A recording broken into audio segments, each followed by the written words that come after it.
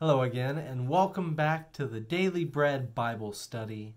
We are looking again for day 21, January 21st, 2020. We're looking at Exodus, and we're looking at chapters 17 through 20. So let's look a little bit at what God is doing here, and we'll lead it off or end it off with what God is doing through writing statutes and providing new structures for his people. So we'll see God respond in chapter 17 to discussions around needing water. So we see that the Israelites are in a region called the region of Sin, the wilderness of Sin.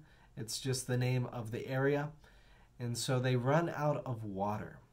Now, a few months ago, they were slaves in Egypt, and now free in the wilderness, they're unhappy about the lack of structures available to them. They're hoping for those consistent structures that they had in Egypt and not really knowing and understanding what it means to be free. So what do people do when they're unhappy? Well, the people in Exodus 17:2, the people quarreled with Moses and said, "Give us water to drink."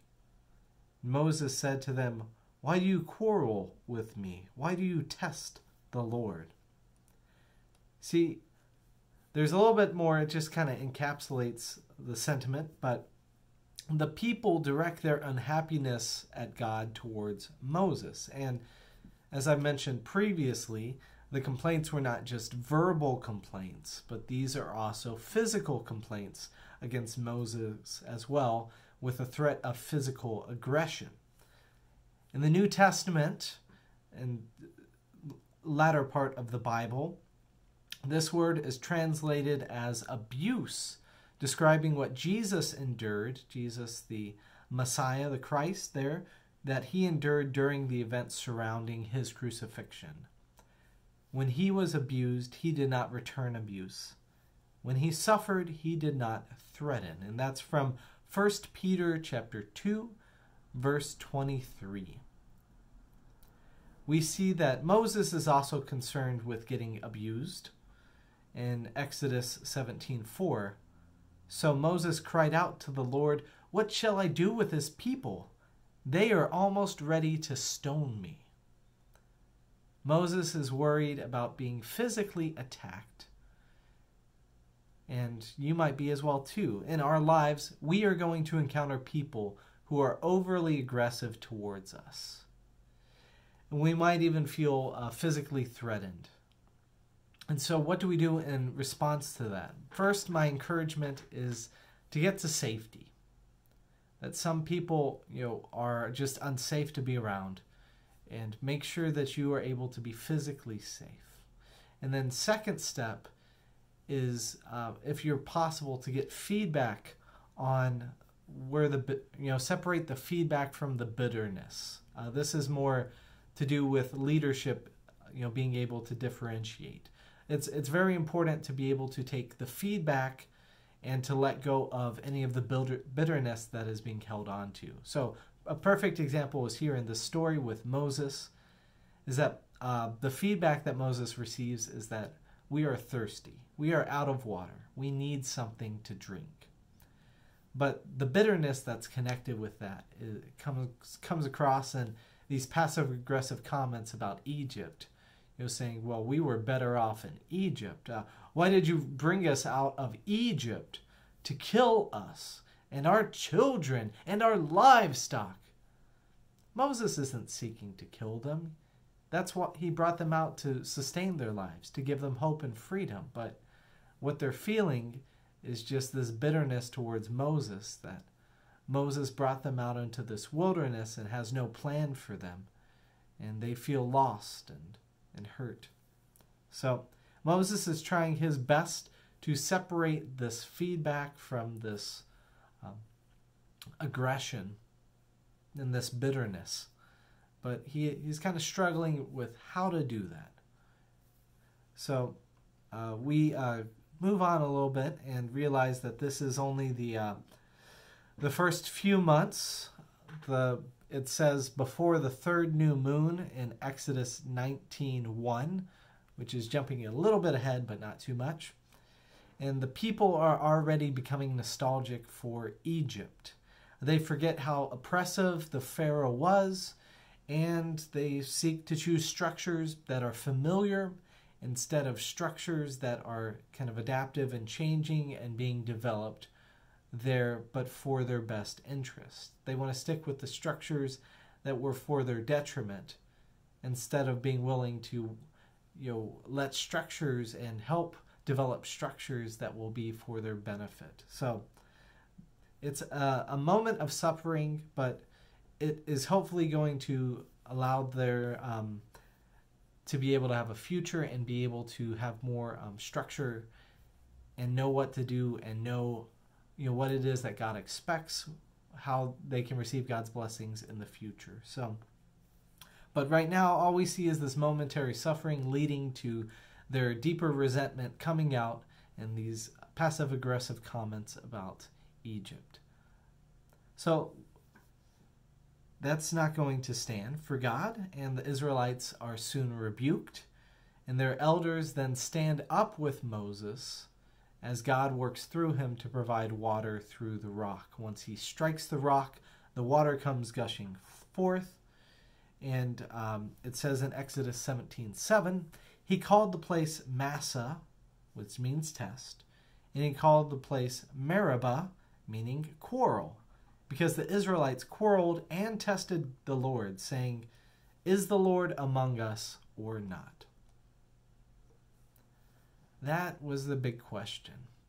Is God with us or is God not with us? And all of the unhelpful comments, the bitterness that was directed was insecurity around whether God was with them or not. As they will in fact learn that God is with them and God is creating structures on their behalf for their good and not for their evil. We will see that with the so-called 10 Commandments coming up a few chapters later. But first we have to get through a little bit of conflict. They come into conflict with some distant relatives, the Amalekites, which are Amalek was a grandson to Esau, so it's in some ways a tribe of the Edomites. And if you remember when we discussed that previously, that Esau and Jacob had a fight. Esau was the firstborn, Jacob was the secondborn. Jacob stole away the blessing and the birthright, and thus God was choosing to continue God's covenant through Jacob and not through Esau. And so we see this fight here with the Amalekites as being that God choosing the Israelites over the Amalekites in this. We see Moses having the raised staff, and that it's kind of an interesting imagery. It's got a bit of superstition in it. It's got a bit of things that seem trivial, but I love the imagery of everybody contributing something here. That you have Aaron and Hur standing next to Moses, lifting up his arms and the staff in it in order to be able to help them. And it seems kind of trivial, but then we see Moses holding up the staff in some ways. It feels kind of superstitious. It reminds us of the channeling that he just had through parting the Red Seas, but this is what they did, and they believed that God was working through these events and occurrences to grant them victory, Joshua victory in the battles there. But I do want to emphasize that God empowers us even when others might call what we do trivial or superstitious. That God will work through even that to provide God's blessings to us. So if you ever feel like what you are doing is just not appreciated and even called superstitious or it's called trivial, know that God cares about what you do because God sees your heart behind it and the care that you are extending to God, the hopes that you have, the desires that you have. And if they're directed at God, God will be very appreciative of all of those and remember that as well too. So moving on to chapter 18. Talking a little bit more about teamwork again, we see Moses reconnect with his father-in-law Jethro. Reuel. I'm probably Reuel. I can't remember how the other name is pronounced for Jethro, but Jethro is there. He's bonding with Moses. He is reconnecting and giving glory to God for all that God is doing through Moses and doing to provide for his people, the Israelites. So this priest of Midian is sensitive to what God has to say, and he chooses to speak up too because he sees that Moses needs to grow as a leader. And he invites Moses to think about the role of delegating his tasks. So this comes from the idea that we as leaders are limited. We have limited resources and limited days in the hour, limited energy and capacity within ourselves.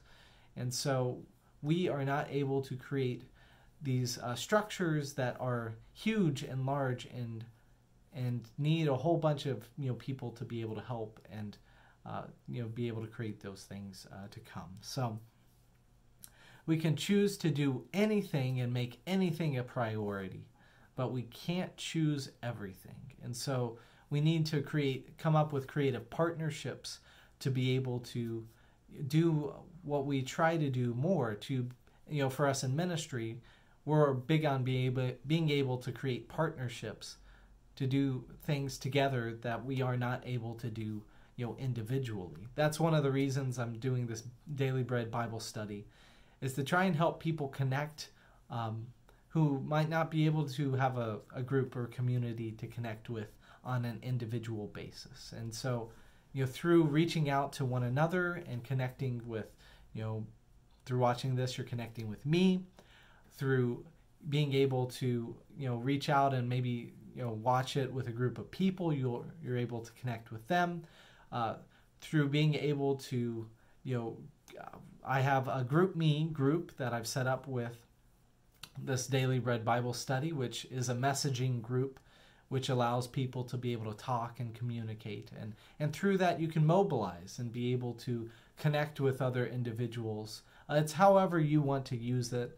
I'm doing this overview mainly for this whole year of the Bible, definitely for personal growth for me, but also in hopes that you will feel empowered and to be able to connect out with people, connect with me, connect with others in your community, connect with others you may not know, but God calls us to connect for the sake of leadership and being able to do something greater than ourselves. So Moses is invited in this role of partnership, and we see that this partnership with the other leaders in Israel will be beneficial for him, for the Israelites, and for his workload as well too. It says in Exodus 18:20, "Teach them the statutes and instructions, and make known to them the way that they are to go, and the things that they are to do. You should also look for able men among the people, men who fear God, are trustworthy, hate dishonest gain. Set such men over them as officers." Now, I know the Bible is a little bit sexist because men were the individuals who got to participate in leadership within the church. In our day and time, males and females are equally able to be leaders and be able to contribute there. So look for able people, ones who fear God, who are trustworthy, who hate dishonest gain, and they will be trustworthy officers. So Moses does this with the goal that you will be able to endure, and all these people will go to their homes in peace, as it says in Exodus 18:23. The goal is peace. The goal is being able to settle disputes, to have resolution, instead of people getting delayed, and they're getting angrier and the conflict growing more and more, to be able to provide resolution to the conflicts that we have. So Moses is able to institute the officer structure, But we'll see the beginning of statutes. They will be mentioned there in chapter 20. But before that, let's look at chapter 19. As the Israelites reach Mount Sinai, and then Moses hears God's restatement of the promise, saying in a couple different forms. In verse 5, you are my treasured possession. In verse 6, you shall be a priestly kingdom, a holy nation, and that God is continuing God's covenant and God's promise with these descendants of Jacob. God promises to help Moses out and speak from a dense cloud, speaking to Moses before the people. And God hopes this display will lead to people trusting Moses more, which is one of the sources of conflict, that lack of trust with God and with Moses that people are seeing. But this God who does mighty wonders, he's not worried about being able to show that. He's more worried that people will trust Moses and realize that Moses is discerning what God has for the people. So these people are consecrated, and then they see the mountain become volcanic. Now Exodus 19:18. Now Mount Sinai was wrapped in smoke, because the Lord had descended upon it in fire, and the smoke went up like the smoke of a kiln. The whole mountain shook violently. So even in their fear, God wants to make it very clear, this mountain is not to be touched. Don't go upon it. I will send Moses to come up and receive my statutes. I will talk with Moses. But you, people of God, have reverence and fear of this mountain. Have reverence and fear of God, and know that I am preparing good things for you up on this mountain. So we see in chapter 20 the giving of the 10 commandments, as we call it as Christians, the 10 instructions or statutes, the mitzvah, as we will look at it over these next couple of chapters, the instructions, for the way that God's people are called to live. And so we'll see 11 chapters worth of these quote-unquote laws, and we will see these instructions given out to make God's people a holy and special people, just like the mountain is called to be holy and special for them. So we receive the 10 commandments. That's huge for us as Christians. We pore over the 10 commandments often, and there's many things that could be discussed there. I would love for you to either connect with me or just read and Google the 10 commandments. There's plenty of them out there that describe all of them, and instead of just reading off the list for all of that, I'd love to go over that in a more special way later on. But as far as this these instructions as the whole, we can look back at some of the specific examples of people in Genesis to see why some of these rules are created and or how they are broken. So we can see in Genesis, we can see that like Cain killed Abel, and so you shall not kill. It's pretty exclamatory then. And then just in general, thinking about how you would structure a society, right? You can't condone people stealing from one another. That doesn't build trust. It doesn't build hope. And so God is creating these structures, as it says in Exodus 20:20, so that you do not sin, which means you do not trespass against one another, or especially you don't make trespasses against God. That if we are going to create this society and this covenant that we have with God and one another, then we need to have clear rules about how we interact with one another, so that way we can all go to home in peace. At the end of chapter 20, it talks a little bit about the law concerning the altar, mentioning that you should have no gods of silver or of gold. And when we pick it up in the next narrative section in chapter 32, we're going to see that they do in fact build an altar out of gold, the infamous golden calf idolatry there under Aaron's watch. But right now, God's instructing them, no gods of silver or gold. The earthly altar doesn't need to be ornate. Don't take a chisel to it, because this is just a physical place where you offer sacrifices to God, because God resides somewhere else and is bigger than just one place, which is also kind of funny, because they will also build the tabernacle, and then God's presence will be in the tabernacle, and that will be very central for the worship of the Old Testament, and even what Jesus fights against a lot in the New Testament. So there also mentions that they don't want distractions from being able to worship God, which is why they say no steps that would cause your nakedness to be seen, which mainly just says keep your eyes focused on God and be able to focus on what God is doing, instead of focusing on shiny gold or ornate chiseling of the wood that we have, or nakedness that would distract away from that. So the focus is to be on God, and we will pick up more of what God is calling them to focus on and how God's shaping them in the next few chapters. Thank you for joining me for this Daily Bread Bible Study.